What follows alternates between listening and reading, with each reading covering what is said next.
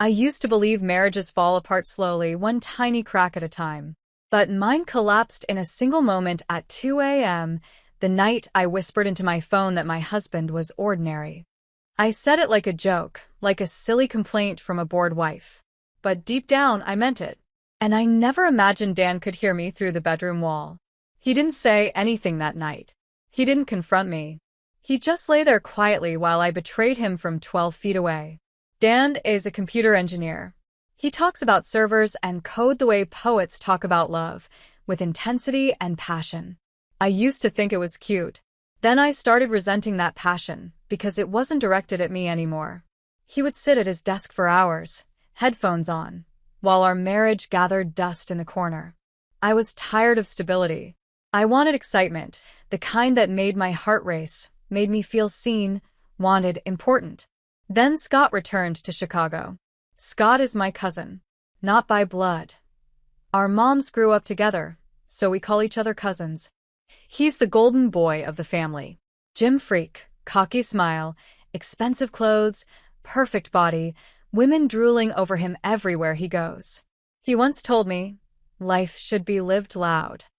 Dan believed in living quietly.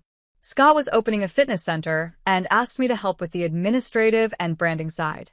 He told me I was smart, capable, magnetic, words I hadn't heard in years.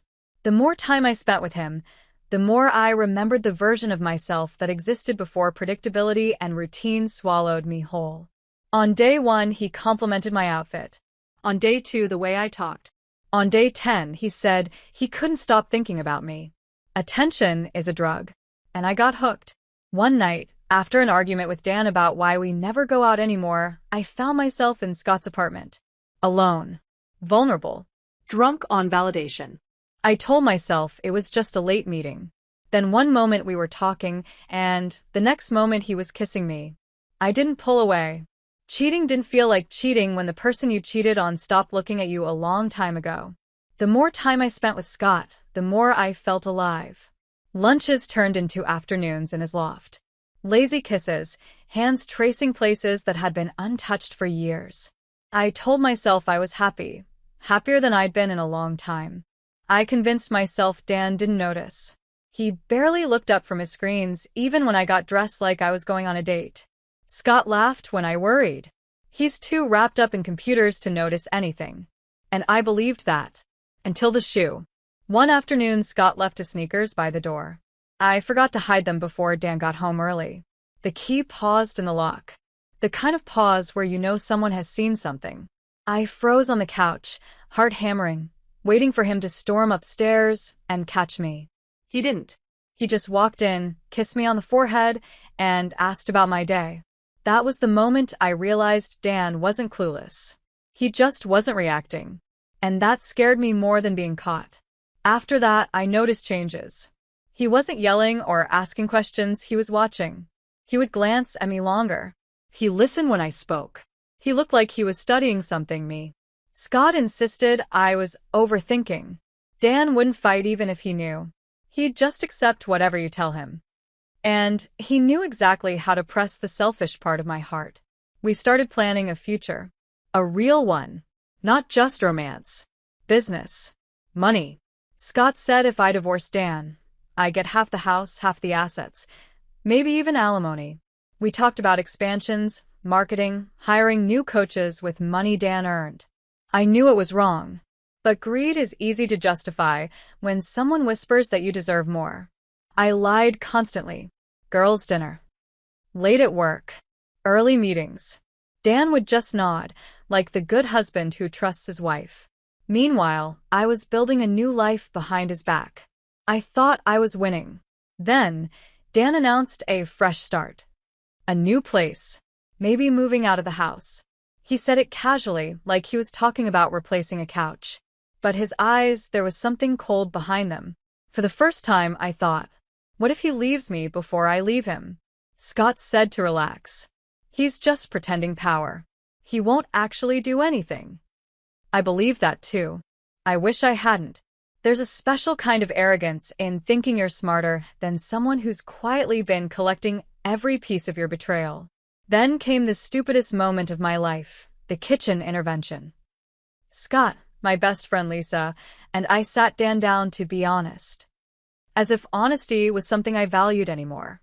Scott spoke first, said feelings had developed, that we thought it was best if we ended the marriage. I waited for Dan to break down, beg, shout, show anything. He smiled. Not the confused smile he used to have when he didn't understand emotions.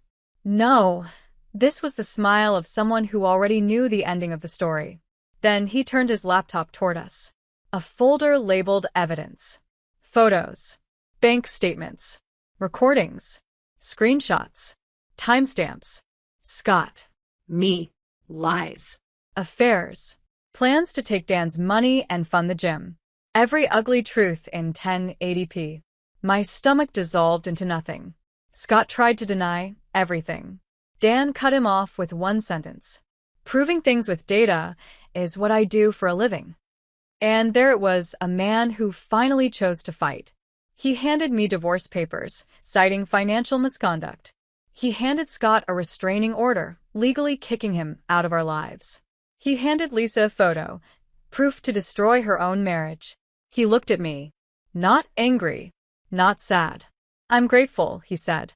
Because now I know exactly who you are. That was the first time I realized I didn't just betray him. I underestimated him. I insulted his intelligence. I mocked his loyalty.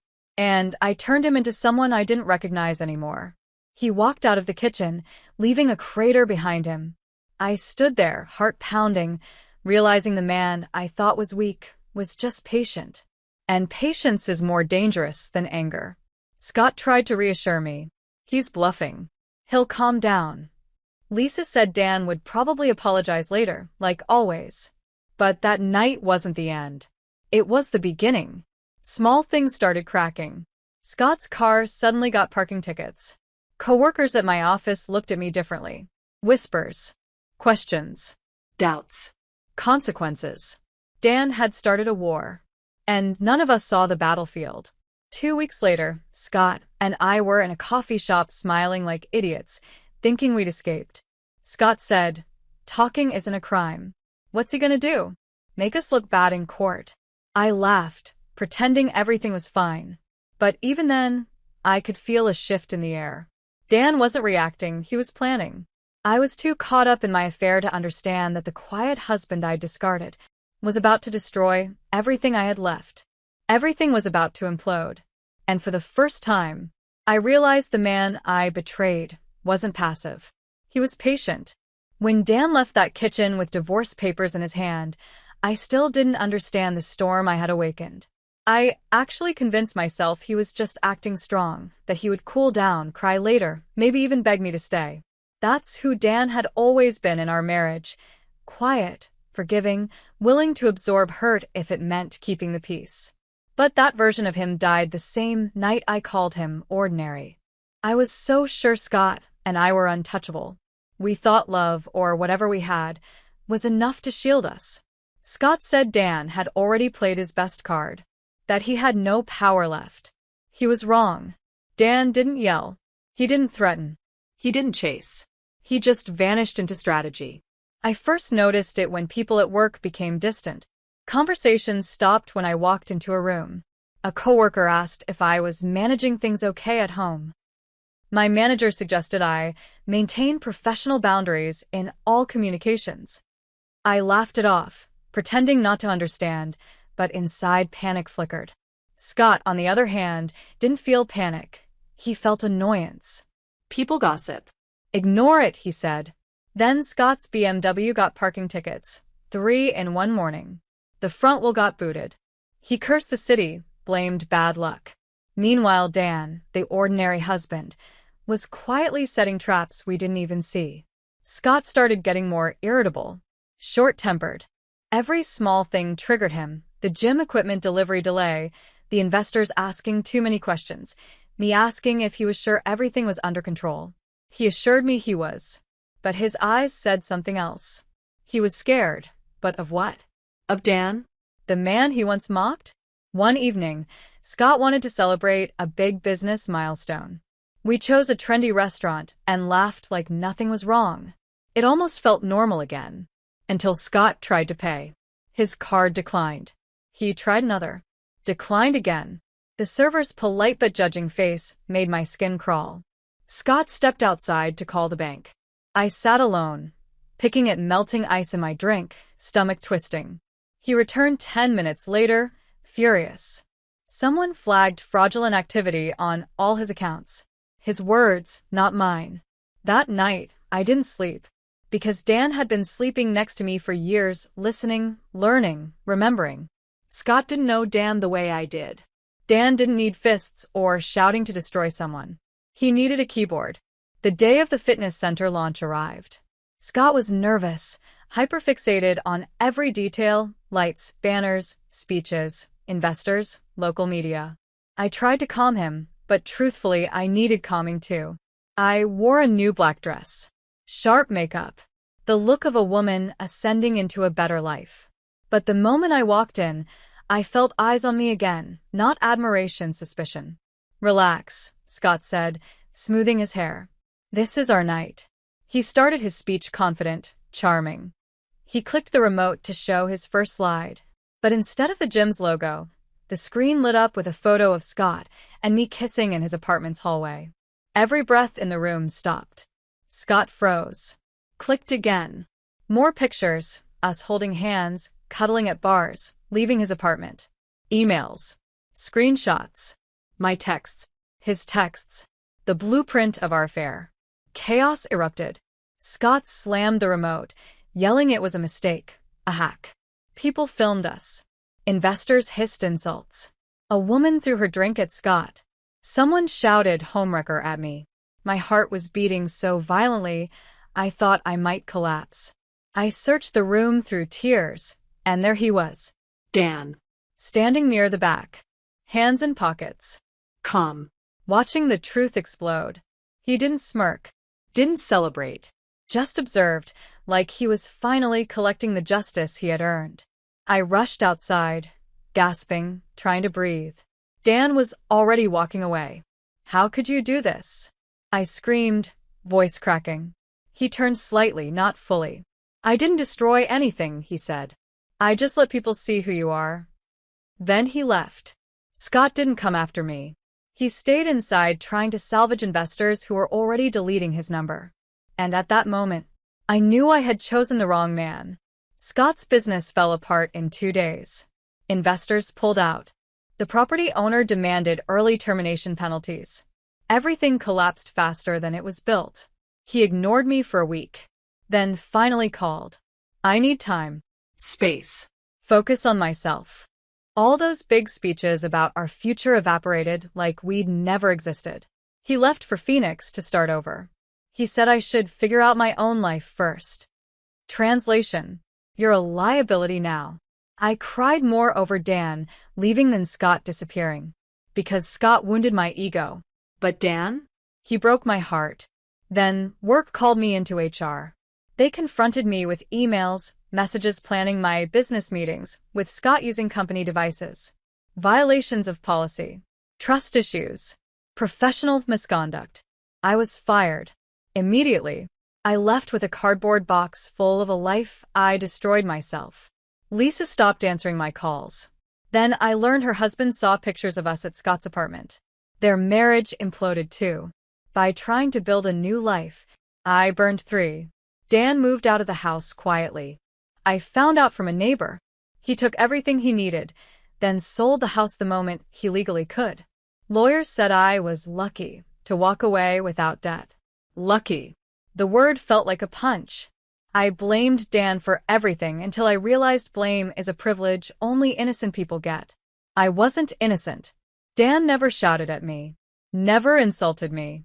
Never humiliated me directly. He just held up a mirror and made me look. And I hated what I saw. 3 weeks after the launch disaster, I showed up at Dan's new apartment. Downtown, high-rise, luxury paid for with the money I once thought would be mine. I felt sick, cheap makeup smudged, hair a mess, fingers trembling. I looked nothing like the woman Scott had bragged about. Dan opened the door. He looked lighter, not smiling but free. His apartment had no trace of me. It was as if our marriage never existed. I begged. I cried. I told him I had been confused, stressed, overwhelmed, that I still loved him, that I regretted everything. "You're not sorry for what you did," he said quietly. "You're sorry you failed." Those were the coldest words anyone ever said to me. I told him I lost everything. "You destroyed your own life," he replied. I just made sure people saw it. I asked if he could ever forgive me. He didn't hesitate. "You used up every chance I ever had for you." I tried to touch him. He stepped back. Not with anger, with finality. When I left, I understood something painfully true. He didn't love me anymore. Not even a little. The divorce went through. Dan kept the savings. Dan kept the retirement. Dan kept stability. Dan kept dignity. I walked away with nothing but consequences. He texted me once. The end. But for me, it was the beginning of punishment. My life became a quiet room filled with echoes of all the things I destroyed. Scott left. Lisa left. Dan left. And I remained alone with the version of myself I now hated. Every night, I replay the launch scene in my head. The gasps, the phone's recording, Dan's silence louder than any scream. He didn't just expose me. He defeated me. Now, I fear every knock on the door, every phone call, every email. Because Dan never threatened he was done. He simply acted until I had nothing left. If he decided to keep going, I don't think I'd survive it. My world was about to burn to ashes. What I didn't realize was, Dan had already lit the match. 3 weeks after seeing Dan for the last time, the world still hasn't gone quiet around me. It's just gone cruelly silent towards me. No buzzing phone. No messages. No one asking how I am. The only notifications I get are from bills and rejection emails. I wake up every morning in this tiny apartment that smells like mold and old tears. The ceiling has a crack shaped like a lightning bolt, and I stare at it so long I've memorized every jagged inch. I don't set alarms anymore. There's nowhere I need to be. Some mornings, I close my eyes and pretend I'm back in our old bedroom, Dan making coffee, sunlight through white curtains, the cat we always talked about getting someday. But then the sound of a dripping pipe snaps me back into the present, a place where Dan and I don't exist, not even as a memory in his world. I never thought heartbreak could feel like humiliation, but that's exactly what it is. You suffer, and the person you lost doesn't even know you're suffering. I scroll through Dan's profile like a ghost haunting him. He doesn't post photos of people, just life. A sunset over Lake Michigan. A drink on a bar table. A new pair of shoes that aren't scuffed like the ones he wore throughout our marriage. I wonder who bought them. Probably himself. He doesn't need someone anymore. Maybe that's the worst part. He learned how to live without me more easily than I can breathe without him. Yesterday, I tried calling Scott. I don't even know why. Habit, maybe. Or desperation. The call rang once and went to voicemail. Then he texted me. "Please don't contact me anymore. I'm trying to move on." Move on from what? A lie? A fantasy? Me? He left me with nothing but shattered promises. And Lisa? She blocked me everywhere. She lost her husband, her home, her dignity because of me, and I didn't even get a warning before she erased me. The 3 people who defined the worst decisions of my life all left me alone to clean up the wreckage. And the one person who loved me through everything walked away because I pushed him to. I try distracting myself sometimes. I clean the apartment. I read job postings. I dress up for interviews that never call back. But no matter what I do, I end up back in the same place, sitting on the floor, knees to my chest, replaying memories I wish I could burn. One memory keeps coming back. Our 4th anniversary. We were broke back then. Really broke. Dan cooked pasta, turned off the lights, and hung cheap fairy lights around the living room. He danced with me, laughing when he tripped on the rug. I remember thinking, how did I get this lucky? I forgot that feeling. Or maybe I threw it away. Now that night haunts me, because it reminds me of the version of myself that Dan deserved, not the one I became. Last week, I stopped by his old neighborhood. I don't even know what I was hoping to find. Maybe proof that this was all a nightmare and everything was still the same. I stood across the street staring at the house we bought together. Someone else's curtains, someone else's laughter. The life I wrecked now belongs to strangers. I whispered, when did I stop being someone he could love? The night I kissed Scott? The night I lied? Or the night I mocked the man who would have given me the world if I'd asked? All I know is I crossed a line and never looked back until it was too late. People always ask, why do cheaters cheat? I used to have an answer. I told myself Dan was distant. I told myself I deserved more. I told myself I was unloved. But the truth isn't poetic. It's ugly. I cheated because attention felt addictive. I cheated because validation from someone new made me feel powerful. I cheated because I thought I could get away with it. And I cheated because I believed Dan would always forgive me. But that's the thing about good people. If you push them far enough, they become someone unrecognizable. I turned love into war. And Dan won without ever needing to fight. I sometimes imagine an alternate version of our story. I come home early. I see Scott's sneakers at the door. I panic. I confess everything. I beg. I promise to change. And Dan, being the man he was, would have forgiven me. We would have gone to therapy. We would have fought for the marriage we once believed in. Maybe we'd still be together today. But that version of me didn't exist anymore when I still had time to save us. I only discovered remorse once punishment arrived. 2 nights ago, I drank more than I should have and, shamefully, walked to Dan's building. I couldn't go inside. The doorman would have thrown me out. So I just sat across the street staring up at the window I thought was his. I imagined him inside, working, cooking, maybe smiling at a message from someone new. A voice in my head said, he's happier without you. Another voice argued, you're being dramatic. But only one of them felt like truth. I cried until sunrise and walked home with swollen eyes and a sick stomach. I spent the entire next day silent, lying on the floor, wondering how long a heart could ache before it learned how to stop. Sometimes, the regret is so heavy it feels like I'm drowning in cement. I replay every word, every action, every lie. Why didn't I tell him how lonely I felt? Why did I go to Scott? Why did I think Dan would be too weak to fight? Why did I never see his worth until he walked away? And the question that hurts the most, was I ever truly unhappy? Or did I destroy everything because I was too selfish to appreciate what I had? Dan knew exactly how to make me face myself. He didn't scream. He didn't insult me. He didn't humiliate me directly. He just told the truth. And let the truth follow me everywhere. People always talk about revenge like it's flames and fury. Sometimes revenge looks like peace. And the knowledge that the person who hurt you has to live with their guilt forever. I once asked Dan if he could forgive me someday. He said, someday when it doesn't matter anymore. He was right. Because forgiveness won't change anything now. It won't give me back the marriage I ruined. It won't erase the images of me exposed on a giant screen. It won't remove the taste of betrayal from my mouth. And it won't make Dan love me again. That version of him, the one who adored me, doesn't exist anymore. I killed him. In his place is a man who loves himself, who understands his value, who doesn't allow anyone to walk over him again. A better man. A stronger man. The man I always wanted, but only after I lost the right to have him. I know people reading this will judge me.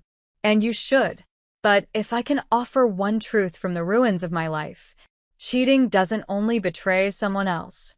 It betrays the person you were supposed to become. I wanted excitement. I wanted passion. I wanted a story worth telling. Now the only story I have is a cautionary tale. I lost my husband to another man. And that man was the version of himself I forced him to become. He didn't destroy my life. He simply walked away from the fire I set, and I burned alone.